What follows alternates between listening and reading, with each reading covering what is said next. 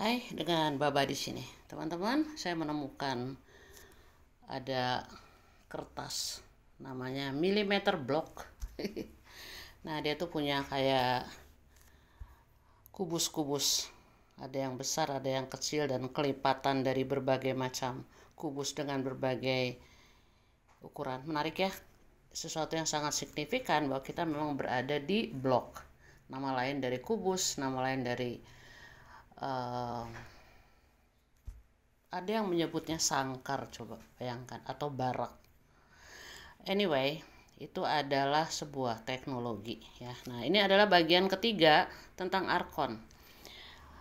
Mungkin pembahasan ini diberi judul yang paling tepat adalah antara escape, kabur, atau playing full. Jadi kita, kalau kita sudah tahu bahwa kita berada dalam suatu teknologi kubus, maka kita bertanya, ini kita mau kabur atau kita bermain dalam permainan kubus tersebut ya. Jadi teman-teman, ada beberapa kemungkinan dalam hidup ya. Yang pertama adalah bahwa kebanyakan orang ya, populasi secara general di konstruksi ini itu mereka hidup dalam kubus ya, misalnya kubus agama ya, religi atau adat, atau katakanlah edukasi, atau misalnya keuangan dan lain-lain. Dan mereka menganggap itu sesuatu yang sangat alamiah, gak usah dipertanyakan, dan terima apa adanya. Nah, maka konsekuensinya adalah mereka menerima yang disebut limitasi, terutama dalam konteks waktu.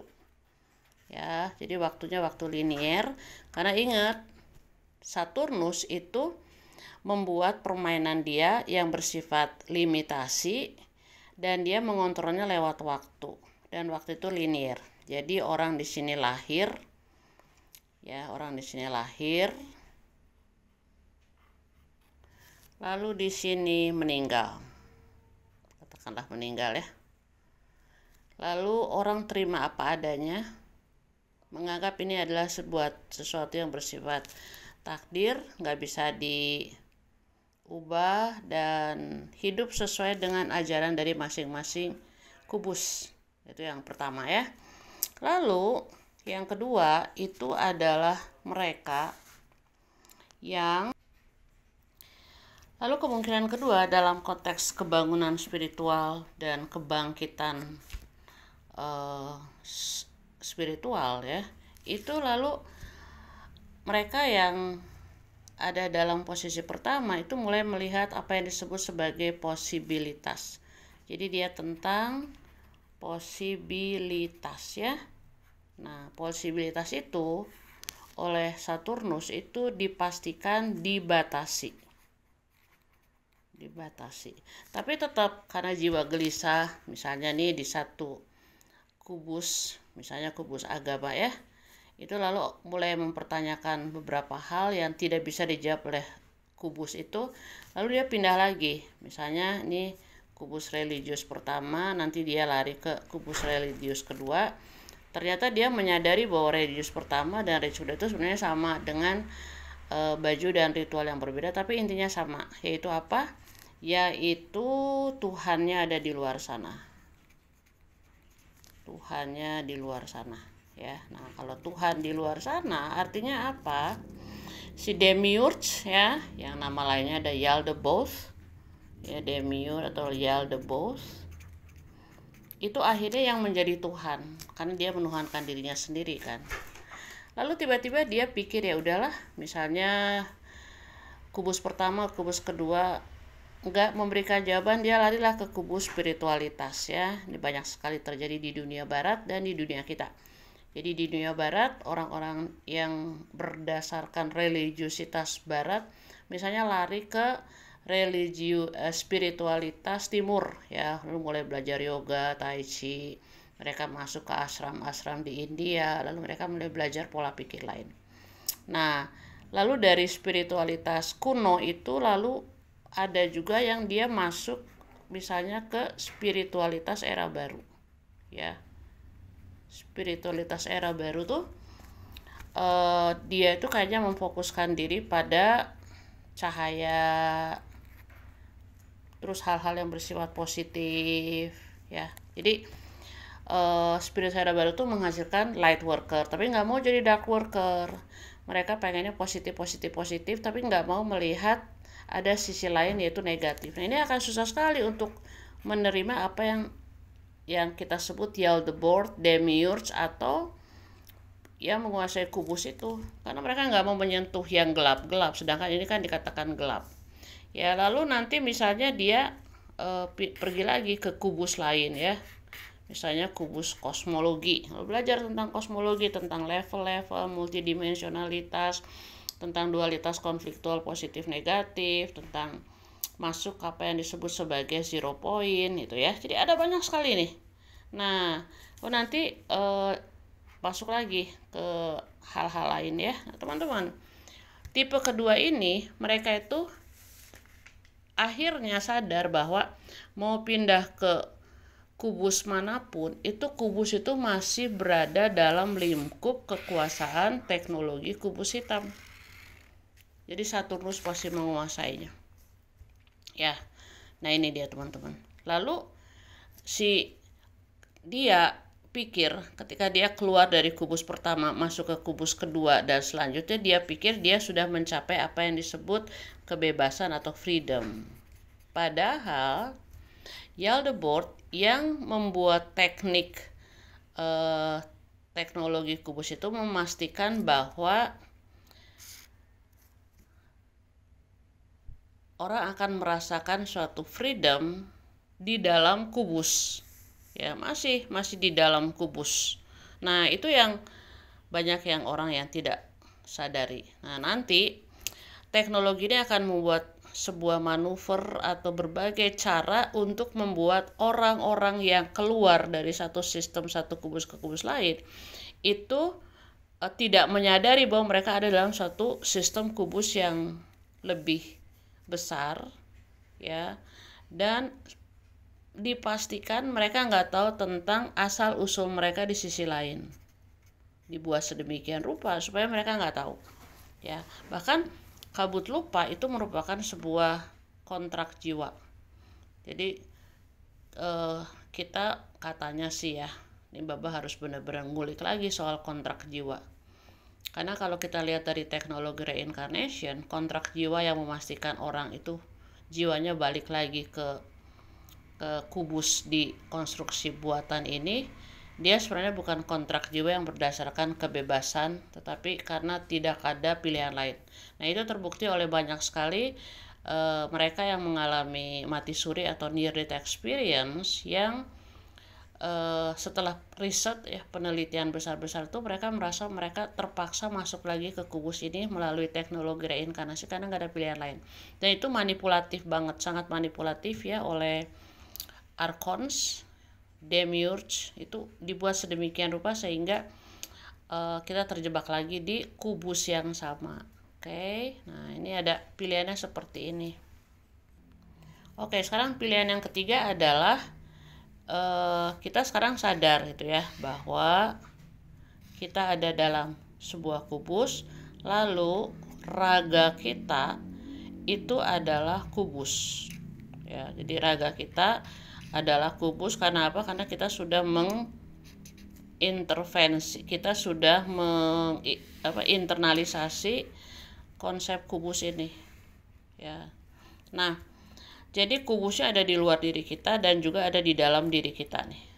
Ya. Nah, pada saat ini terjadi, maka ada 3 level yang harus kita sadari. Yang pertama ada penjara. Penjaranya namanya kubus ya, mau disebut barak, mau disebut institusi, mau disebut sangkar, terserah.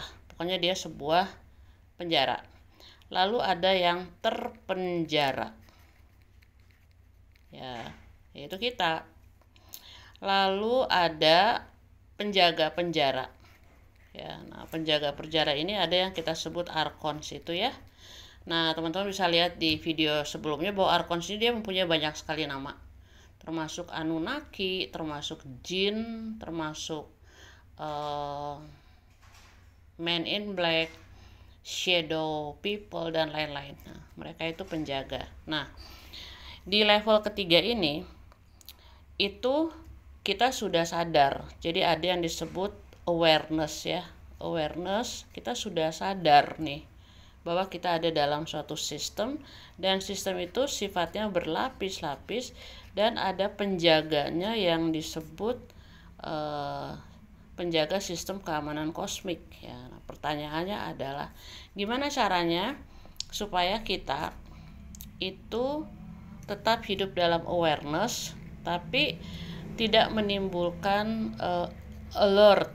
Alert itu adalah ketika penjaga-penjaga sadar bahwa ada yang mau kabur gitu ya. Kalau di penjara tuh ada yang mau kabur, terus mulai lampu-lampu besar menyoroti si terpidana yang mau kabur itu. Nah, sistem kosmik ini juga mempunyai keamanan alert, artinya mereka juga ngejaga banget ya. Tapi proses penjagaannya itu cakep banget, cantik banget, sampai kita nggak merasa kita itu diserang ya. Jadi ini ada berbagai macam kemungkinan ya. Nah, biasanya kalau kita sadar bahwa badan kita adalah bagian dari kubus itu, lalu kita sudah sampai pada suatu remembering ya. Ini namanya remembering bahwa kita berasal dari sisi lain. Nah, di sisi lain itu kita nggak bisa disentuh sama sekali. Jadi sebenarnya yang menjadi bagian dari proses ini adalah bukan jiwa yang kita kenal sebagai jiwa, atau ada istilah ruh gitu ya, atau Bapak sebutnya entitas utuh di luar sana yang tidak bisa disentuh oleh sistem apapun juga. Nah, teman-teman, jadi ada berbagai macam kemungkinan nih yang kita mau bahas ya. Oke. Nah, jadi kita tiba pada sebuah pertanyaan ya. Ada banyak sekali pertanyaan ini. Nih, Bapak beberapa item aja yang ditulis di sini ya. Jadi pertanyaan pertama itu, kita berada dalam sebuah realita, katakanlah kosmik, tetapi kita itu berada dalam suatu kesadaran yang diselimuti oleh amnesia. Kita lupa, dan itu memang dibuat sedemikian rupa ya. Contohnya, misalnya sejak kecil itu kita diajarkan untuk melihat Tuhan di luar sana dan menunggu penyelamat di luar sana. Nah, supaya apa? Supaya kita lupa bahwa Tuhannya ada di dalam diri kita dan kita adalah penyelamat yang kita tunggu. Ya, jadi ada orang yang udah mulai bicara soal kedatangan Yesus yang kedua lah, ada Dajjal, ada Imam Mahdi, ada siapapun itu yang akan datang. Itu adalah bagian dari kosmik yang bersifat amnesia. Nah, kalau kita tetap terjebak di situ, ditambah lagi dengan artificial intelligence yang sangat-sangat canggih, itu lalu apa pilihan kita? Pertanyaan pertama ya. Lalu misalnya item lain yang harus kita bahas itu tentang zona nyaman, karena si Archons ini atau teknologi ini sangat mengenal sisi kemanusiaan kita yang lebih suka masuk dan ada di zona nyaman. Tapi ada hal-hal yang harus kita lakukan, yang harus keluar dari zona nyaman. Nah, gimana caranya kita keluar dari zona nyaman untuk tidak balik lagi ke zona nyaman itu? Dan ini Archon jago banget dalam hal ini ya. Jadi saya perhatiin banyak sekali mereka yang terbangun di tahun 2020, 2021, lalu mereka merasa masuk dalam spiritualitas era baru, lalu mereka melakukan ada spiritualitasnya instan, atau mereka potong kompas, tiba-tiba mereka tercerahkan gitu. Nah, ketika itu menjadi zona nyaman, mereka lupa bahwa itu adalah bagian dari teknologi kubus yang ingin membuat mereka terus nyaman. Karena dalam konteks remembering, recognition, dan knowledge atau pengetahuan itu, dia selalu merupakan tarian dari antara zona nyaman dan zona tidak nyaman, zona nyaman, zona tidak nyaman, dan dia terus menerus looping, berputar sampai akhirnya kita berhenti looping dan berputar, kita ada di titik knowing, titik tahu. Lalu gimana nih persiapan menghadapi Archons? Ini penting banget karena Archons ini tuh sebenarnya bukan hal yang baru ya. Kalau di masyarakat kita tuh jin. Jadi kadang-kadang kita ngerasa nggak berasa kita sendiri dalam kegelapan, terus tiba-tiba ada kayak kehadiran makhluk yang kita bisa deteksi, tapi kita nggak lihat dia dan dia benar-benar ada gitu. Nah itu Archons ya. Mau namanya apapun juga itu namanya Archons. Nah kalau pengalaman saya itu saya sadar bahwa kayak ada yang ada nih, spooky ya. Nah itu adalah latihan untuk kita nanti dalam menghadapi teknologi reinkarnasi sudah kita mati, ketika kita berhadapan dengan Archons itu yang menurut mereka yang mengalami mati suri atau NED itu si wajah hakim-hakim yang akan menghakimi kita itu nggak terlalu jelas, tapi dia kayak ada di bayang-bayang di belakang sana, kita nggak mengenang mereka. Nah kita latihannya di kehidupan sekarang. Jadi yang saya katakan adalah saya adalah makhluk yang berkedaulatan dan saya nggak memberikan konsensus saya untuk kehadiran kamu gitu. Lalu dia hilang sendirinya. Dan itu akan terjadi pada saat kita mati, kita menghadapi apa yang disebut sebagai looping reinkarnasi. Dan kita udah latihan di dunia sekarang bahwa saya adalah makhluk yang berdaulat dan saya nggak ngasih kesepakatan saya untuk tunduk pada kamu. Betul, dia menghilang dengan sendirinya. Oke, jadi pertanyaan selanjutnya adalah kita tuh mau escape, kabur, atau kita mau mengarah pada liberation. Nah, kebanyakan itu pengennya kabur. Nah, kalau kita lihat di film-film penjara-penjara itu kan ada yang kabur gitu ya. Lalu nanti tiba-tiba lampu-lampu dari seluruh bagian pojok-pojok penjara menyinarinya dan nggak bisa kabur. Dan kalaupun kita kabur di luar, berhasil kabur tuh biasanya ada kelemahan kemanusiaan kita yang kangen pulang ke rumah. Jadi kebanyakan mereka yang kabur dari penjara itu diketemukannya di rumah karena mereka kangen sama koneksitas rumah itu. Ya jadi kabur tuh bisa nggak sih dalam konteks ini, atau bagaimana caranya kita mendapatkan liberation atau kebebasan. Nah Archon jago banget dalam konteks ilusi liberation gitu. Jadi mereka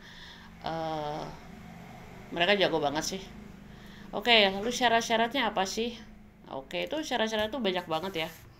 Ada hal-hal yang harus kita mulai develop ya. Develop itu artinya kita harus sudah mulai belajar. Misalnya tentang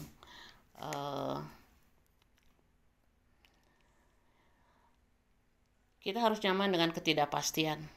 Ya, gimana caranya nyaman dengan ketidakpastian? Karena kita pengennya nyaman dan pasti ya. Terus dilatih dari sekarang. Terus ada kita kayak pengen gitu ya. Kita tuh pengen tahu semuanya sih sebelum kita bertindak, tapi kita harus berani untuk masuk dalam ketidaktahuan itu. Ya, lalu apalagi nih? Kita harus punya kapasitas untuk tetap hadir walaupun nanti memori-memori lama muncul dalam bentuk ketakutan-ketakutan, tapi kita harus bisa menghadapi ketakutan-ketakutan itu di 0 point ya. Lalu dia tentang intuisi, tentang awareness, tentang persepsi dan lain-lain. Oke, lalu apa lagi nih? Nanti pertanyaan yang paling utama adalah tentang kita hidup di dualitas kubus, tapi kita harus mencapai apa yang disebut unity. Nah, unity ini adalah ketika akhirnya kita tahu kita nggak bisa kabur, karena kita kan memang bermain di permainan yang membatasi itu. Lalu akhirnya kita nggak bisa hidup dalam sebuah dualitas konfliktual di dalam diri kita. Jadi kita nggak bisa merasa kita adalah yang prison ya, lalu ada prisoner, lalu ada penjaga. Nah kita tuh harus menyatukan ketiga aspek ini di dalam kesadaran kita tanpa konfliktual itu. Nah baru kita sampai apa yang disebut unity. Nah pada saat kita mencapai unity itu, para Archon itu takut sama kita, dan kita tahu bahwa kita bisa melewati game ini dengan trik-trik tertentu ya. Dan salah satunya adalah kita sadar bahwa ada sesuatu yang lebih besar dari diri kita. dari penjara ini, dari para arkon. Dan dia bukan Tuhan yang kita kenal dalam agama. Karena Tuhan yang kita kenal dalam agama itu Yaldabaoth, Demiurge. Mereka yang mengatakan jangan ada Tuhan lain, hanya aku yang boleh disembah. Kalau kamu nyembah Tuhan lain, itu namanya kamu menyembah berhala. Itu Tuhan yang egosentrik ya. Itu agama-agama kita mengajarkan hal itu sih. Jadi kita harus tahu nih, kita mau masuk dalam awareness yang lebih besar itu dalam konteks apa.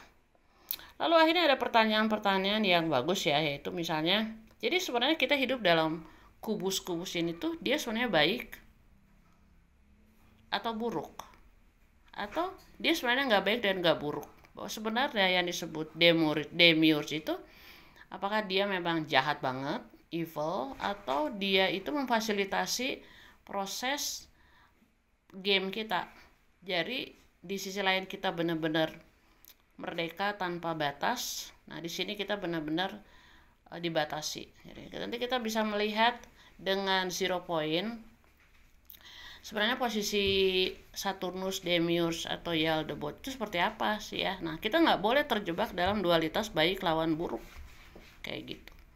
Dan akhirnya mungkin pertanyaannya adalah apa yang harus kita lakukan, apa yang harus tidak kita lakukan. Jadi banyak pertanyaan.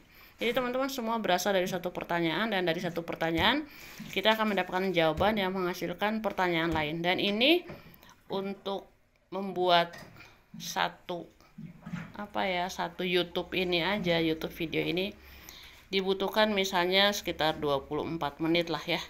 Nah, jadi teman-teman, ini yang akan menjadi proposal saya. Ya, saya nggak mungkin menjelaskan detail dari banyak sekali bahan yang harus kita pelajari. Karena dari apa yang saya tulis di millimeter blog saya, itu saya udah mencapai buku ketiga. Ya, buku ketiga, dan dia benar-benar penuh dengan catatan-catatan yang yang banyak banget gitu. Jadi saya nggak mungkin menjelaskan di YouTube. Nah, proposal saya kepada teman-teman gini, kalau teman-teman benar-benar tertarik dan merasa bahwa ini saatnya untuk masuk dalam kesadaran teknologi, yuk email Baba ya. Email Baba itu di babatere1141@gmail.com ya. Nanti subjeknya adalah teknologi kubus itu ya. Nah, nanti teman-teman punya dua pilihan. Pilihan pertama adalah Baba akan membuat video khusus tentang hal ini, akan dibagi beberapa video karena nggak bisa juga diberitakan ke publik ya, orang pada belum siap. Ini untuk yang siap aja. Nanti Baba akan kasih akses ke video-video yang teman-teman akan dapatkan berbayar, teman-teman ya, berbayar, nggak mahal, berbayar. Tapi nanti ada beberapa video yang khusus untuk mereka yang memang tertarik dan mau belajar dan mau berinvestasi dengan exchange energi tertentu untuk dapat akses ke video itu. Lalu pilihan kedua adalah ikutan kelas ya, ada kelas-kelas baru ya, terutama kelas-kelas tentang teknologi ini. Nah, itu agak susah untuk dijelaskan di YouTube karena saya juga harus menghormati mereka yang belum siap masuk pada kesadaran ini, gitu ya. Nah, itu juga harus hati-hati. Jadi kelas-kelas ini dia biasanya bentuknya Zoom ya, investasi selama 3 bulan, setiap minggu sekali. Kelasnya kecil, kadang-kadang cuma 4 orang, 5 orang, tapi nanti akan dalam banget dalam membahas apapun itu. Lalu pilihan lain adalah ikutan workshop ya. Ikutan workshop itu akan dilakukan di berbagai kota ya. Jadi Bapak akan melakukan workshop di berbagai kota. Jadi ada di Jakarta, lalu di Semarang, lalu di Surabaya, mungkin di Denpasar dan lain-lain. Jadi di kota-kota besar, berapapun orangnya itu biar Bapak yang kesana untuk ngobrol soal ini ya. Workshop bisa juga dalam bentuk retreat, jadi sekitar misalnya nginep semalam atau 2 malam. Oke teman-teman, nah mungkin teman-teman nanya nih ya, teman-teman yang baru nanya nih, yang baru kenal sama Baba tuh nanya, Baba kok videonya tuh sama sekali nggak menarik, penuh dengan coretan-coretan dengan tulisan yang nggak jelas. Baba membahas ini dengan seorang sahabat yang sudah bersama-sama menjalani perjalanannya selama 5 tahun sejak video Baba dibuat tahun 2019-2020-an.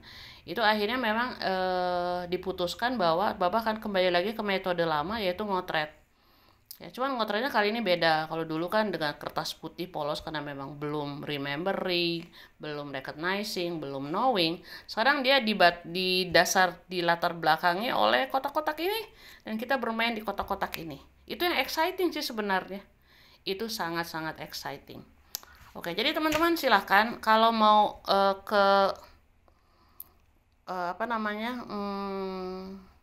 WA itu bisa juga di WA ya, di 0823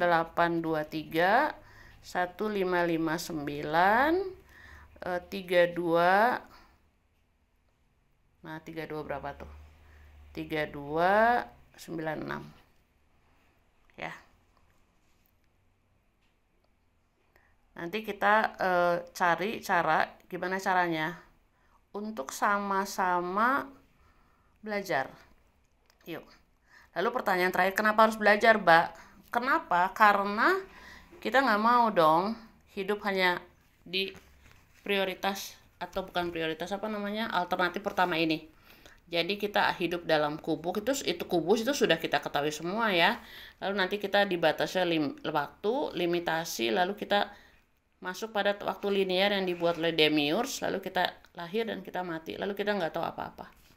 Gitu. Atau kita udah ada nih spiritual awakening, tapi kita nggak tahu si ujungnya kemana tuh ya, ujungnya kemana. Dan ini exciting banget. Jadi teman-teman, Baba tunggu email, WA, lalu kita bicarakan alternatifnya seperti apa. Kita belajar sama-sama ya. Rahayu Kinasih.